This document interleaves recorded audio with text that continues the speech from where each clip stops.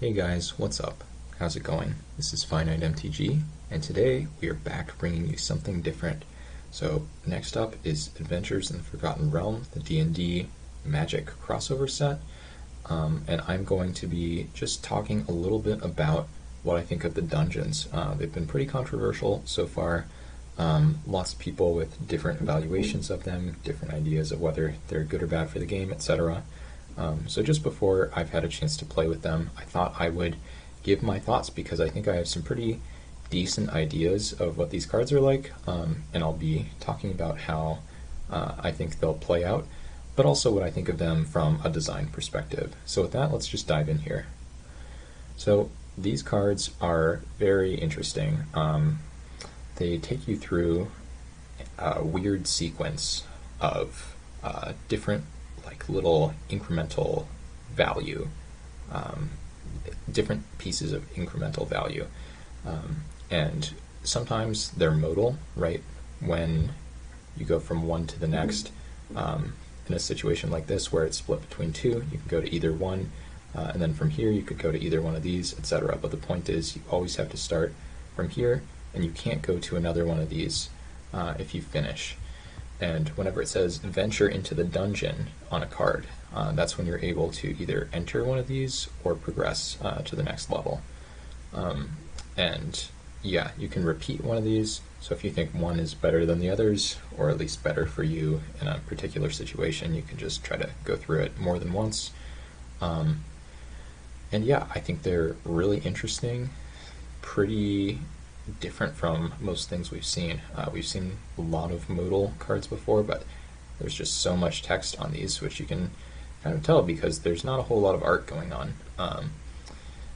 Almost reminds me of like a saga, but with a saga it just happens automatically and there's less flexibility. With these, I mean, you do need a way to repeatedly get through the levels, or it's, kind of misleading. Because when you look at one of these, you assume that you're going to be able to get to the end, but a lot of the time you won't be able to, right? Because venture into the dungeon is going to be a pretty valuable mechanic, particularly for limited. A couple of the cards we've seen with that ability, one of them is like an Ophidian style card, so something that instead of drawing a card when it deals combat damage to a player, you get to venture into the dungeon. So then the question is kind of posed is each one of these effects comparable to drawing a card? And the answer is a definitive no, right? Because if we just look at the first level here of each of these, you can see that these are nowhere close to as good as drawing a card, with gaining one life being maybe comparable to each player losing one, scry one, in my opinion, being easily better than either of those, and none of them just being anywhere close to a card. So with your Ophidian card, I think it's 4 mana, 2/5, something like that, in blue at common. That card is, not on average, just based on these first levels, going to be, quite as backbreaking, which is actually probably good for limited, because snowball cards tend to make the game get out of hand. I believe there's a green planeswalker in this set that pluses to venture into the dungeon. These cards are so integral to the set, right? Just based on the name of the set, but also based on the mechanic. I didn't mention this, but these aren't tokens, these aren't cards, they're just objects, I guess, that everybody is able to have. It's a little bit like the Monarch. I feel like that's the best kind of comparison I can think of, because it hangs out in the command zone, can't really be interacted with, and we'll talk about whether or not that's a good thing too. Super interesting design though. So yeah, from a gameplay perspective, I think these are going to be really, really nice and limited. Just overall, I think these are amazing for limited, actually. So one of the reasons I think they're so good for limited is because in limited, things tend to peter out, especially in sealed, if you end up kind of in top deck mode. And a lot of the effects on these dungeons allow you to scry or draw cards, or effectively draw cards. So here we have scry 1, here we have draw a card, Over here we have scry 1, scry 2, scry 3. This we'll talk about being close to drawing 2 cards, and then this, I mean, literally says draw 3 cards. So just being able to churn through your deck, some nice smoothing mechanics. Smoothing mechanics are just always excellent for limited. And then, yeah, this one is a little different, and it's really clever of them to put it in the middle. If you pay attention here, you can actually notice that collector number-wise, Dungeon of the Mad Mage should be first, but perhaps because it's the most exciting, they put it last, and because these two are so similar, they have them on opposite sides. They have this kind of strange one here in the middle. But yeah, we will talk through all of them here. So let's start by comparing the two that I just called similar. So they are actually extremely similar, despite the fact that this thing is clearly more complicated, and once we start looking into the lower levels, it's also a lot more powerful. So a couple of things that we can notice off the bat: they both scry 1. They both, after scrying 1, lead into a mode where you can create a treasure, and the scrying is not a mode. The scrying is something you must do. So that's already very, very similar and almost disappointing, because the point of having 3 of these, in my opinion, is that they all do different things, and the fact that you can just have the same sequence with these feels a little bit counterproductive for what these are supposed to be doing. But I definitely can respect what's going on here, which is basically this is shorter and you have much less of a payoff. This one's much longer, it starts weaker, but if you're able to make it through, it's much more powerful at the end. So basically this is like a more conservative dungeon to go through, whereas this one would be like a more liberal choice, or a greedier choice versus, like, you know, the choice of more of a stickler, I guess. So with that, I think we're able to get a pretty decent handle on what each one of these do, and we're able to see that there isn't that much of a downside to going with this one, right? Because if this one is giving you more value, the downside is really just gaining a life to start. So you need one more venture into the dungeon before you're able to sort of go this route in particular of the Lost Mine. But you get some insane value here. Like, scrying so much is going to lead you to have more impactful draws that make it easier for you to venture into the dungeon again, especially if your deck is built well. So that kind of self-perpetuating nature of it is really powerful for sure. And then this is a super interesting ability, right? Exile the top 2 cards of your library. You may play them. So it doesn't say draw 2 cards, but it also doesn't say you may play them this turn. So what this means, as written, is that you can play them for the rest of the game, but they are face up. So it's a little bit like revealing the top 2 cards of your library and then drawing them, except they can't be discarded. So a very interesting choice to go with that, because here we see draw a card, here we see draw 3 cards. Is it super important that you reveal the information? It doesn't seem like it. It seems like maybe they were just trying to find a way to make it distinct. It's possible that it is important, but at least for the sake of limited, it seems like it's not the biggest deal ever. And then here, so this level is where we really start to see effects that are worth a card or more. So here we have like a Krenko's Command Dragon Fodder kind of effect. You know, something you would normally get for 2 mana. This path takes 0 mana inherently, that is, to get to, but there's a lot of mana implied in being able to venture into the dungeon all these times to get to here. And this being, you know, sort of comparable to a divination, it is the more powerful mode compared to the graveyard over here. But, you know, it's not always going to be better. Most of the time I think it will be, but it'll depend on what the game looks like. And then obviously this one is super powerful, right? Draw 3 cards. There's the fun text here. You may cast one of them without paying its mana cost. I think this is kind of a joke.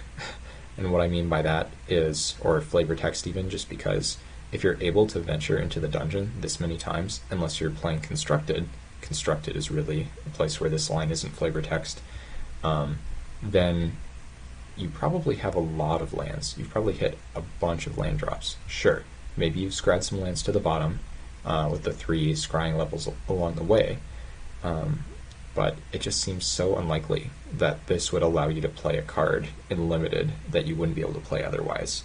Like, sure, maybe you get some mana advantage because you spent mana on the turn that you ventured into the dungeon this last time. But I don't think that text is a big deal. I think what this is all about is if you're able to venture a bunch of times, you get a bunch of scries, and you get like a divination, and I don't know, what do I want to call this? It's not exactly Ancestral Recall. I think there's like a Planeswalker Ultimate that's actually the same text as this, or maybe a very similar text. Anyway, still a good ability, Jace's Ingenuity, or whatever, if you want to call it that. And then over here, things are just generally less powerful, right? We're only drawing 1 card at the end. There's no draw 2 along the way. Fewer scries, too. But this way is much better in terms of trying to force damage through. So you get to make a 1/1 here. You get to put a +1/+1 counter on it. So you can be attacking for 2. Potentially you can make a 1/1 and then drain your opponent. I don't know about this Fungi Cavern. This doesn't seem very good to me. I think you're probably in a pretty bad place if you're using this. I don't really love this either, but just compared to like the power level of the things going on here, like this makes 2 power and toughness in 1 stage, and this requires multiple to do that. So there's kind of like, this is more effort to go through on the surface, but then when you think about it, it's actually more comparable than it might seem. I think in general, in games of Limited, you're going to want to try to get greedy and go for this one, but there will be times, especially maybe with an aggro deck trying to push damage, where you'll go with this Lost Mine. And then here we have this one, which is just very interesting and very different from the others. So each player loses 1 life. Sometimes that'll end a game outright, but most of the time it's, just a little ping, not super relevant. And then here we have basically a shortcut. I don't think there are any other things in these caves where you can take 1 venture to get through what would otherwise take 2. And the idea here is you just really have to go through something bad to get toward this, compared to this mode, which is, well, these two, which are much better choices just on the surface, right? Because this is each player loses 2 life unless they discard a card. This is like putting yourself through a sort of smallpox effect here, and that does not feel very good. And then we do kind of have the pieces of this broken up over here, but with that conditional 2 life clause. I don't really love these Punisher effects, but we did learn back in Hour of Devastation from the cards that said Torment on them, that just because an effect is a Punisher effect doesn't mean it's inherently bad. Magic is a game of resources, and those resources can and do run out, so just hammering away at them repeatedly can be a way to win the game. But I think the main appeal of this mode is this Cradle, the 4/4 Death Touch, which is something maybe you even want to race to. I don't think it's going to happen super often, but hey, maybe you don't have a creature on the board anyway. Maybe you don't have any cards in hand that are relevant. Maybe you have an excess number of lands, and your opponent has more than enough life to play with. That's a situation where I could see using the Oubliette. But then I think the 4/4 black Death Touch is actually pretty decent. It's interesting that it's legendary. If you were somehow able to race through again, you wouldn't really want to do that if this is still in play. But 4/4 and Death Touch is pretty interesting, because 4/4 is just kind of on the cusp of things starting to get large, creature-wise. So it can trade up, right? It can trade for larger creatures still. But, on the other hand, it's pretty good against multi-blocks. Your opponent isn't going to be able to trade this with a 3-3 if they double block with a 2-2 and a 3-3, right? So this Death Touch is a lot more relevant than, say, the Death Touch on Grave Titan. So yeah, overall, I think these are going to be really good for Limited.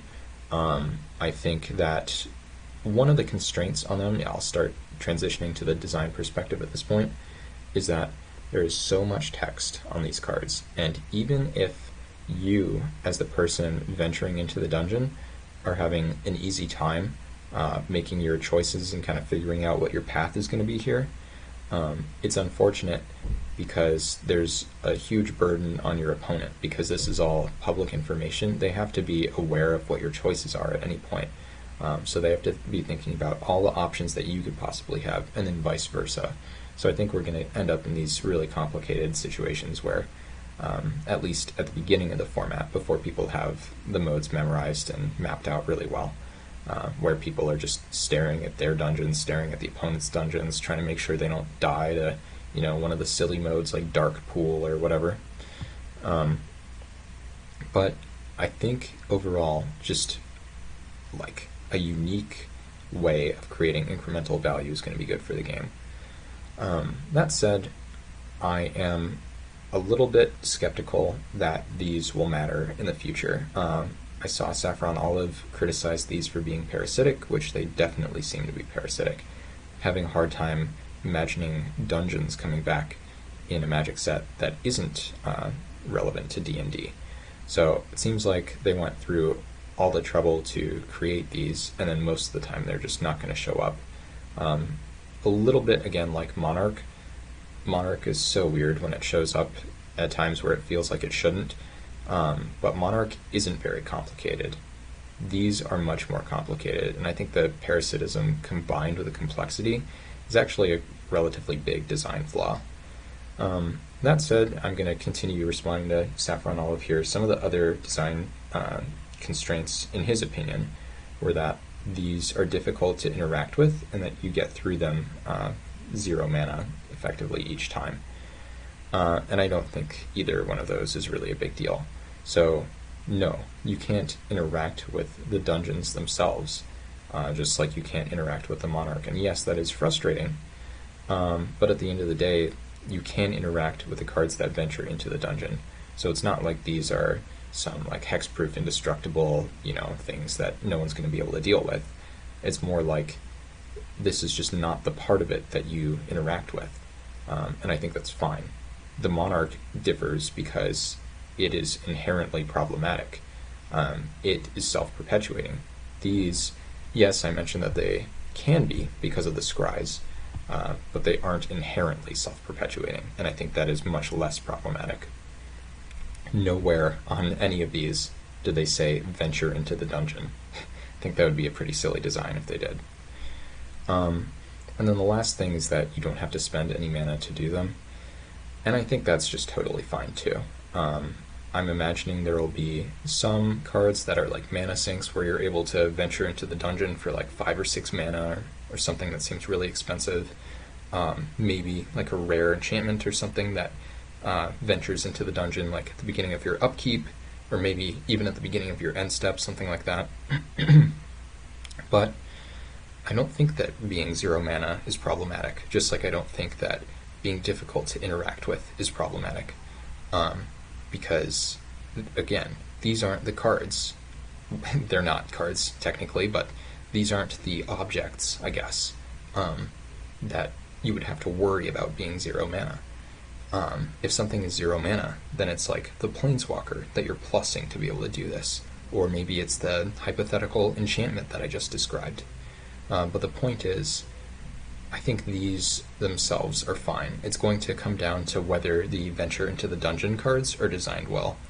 And from what I've seen so far, just in terms of that Ophidian card, that did not seem all that powerful. Yes, it can be a little snowbally, but I'm not super worried at the going rate that that card is going to, completely crush anyone in a backbreaking way.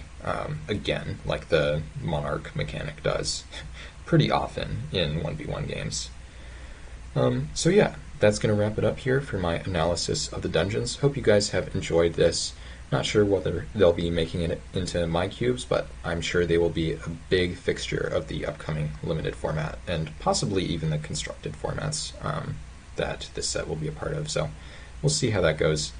But until next time, quick life update. I'm very busy at work, not really able to make much content lately, but still wanted to do this just because I was excited about these cards or objects again, and had a different take than a lot of the ones I've seen out there.